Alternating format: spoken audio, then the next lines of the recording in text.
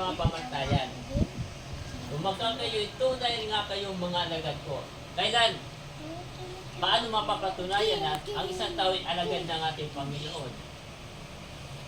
Ito nga kung kayo'y magsipanatili sa aking salita. So, napakalinaw na sinasabi ng ating Panginoon.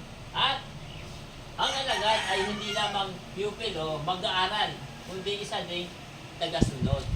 Yan pinakamahalagang bahagi ng buhay ng isang alagad.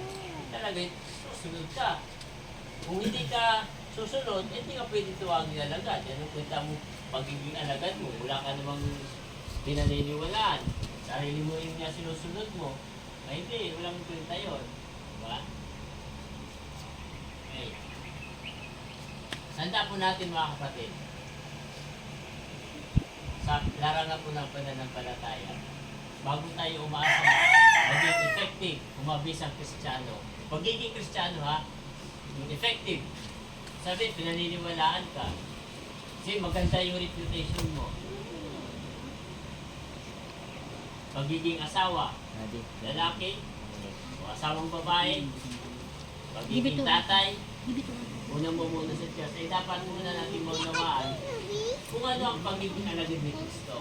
Simple parang basic lang mga kapatid, pero kung titingnan natin, very good, malalim, yung implikasyon nito sa buhay na isang nagbabasa ng salita ng Diyos. Sa kanino bang guro, eskwelahan, umaging ating Panginoon sa Kristo. Kaya tingnan natin yung essence niya.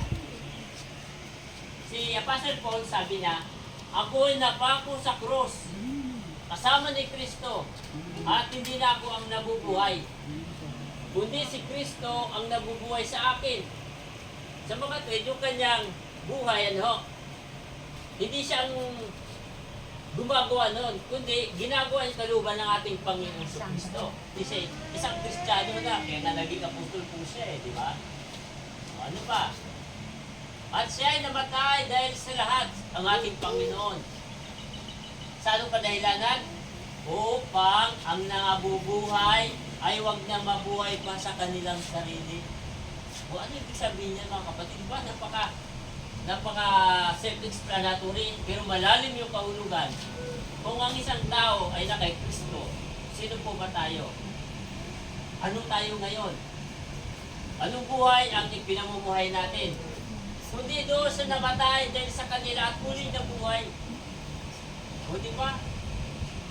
Yan ay pagbigay natin ng karangalan sa ating Panginoon. Next, ang isang Kristiyano na natuto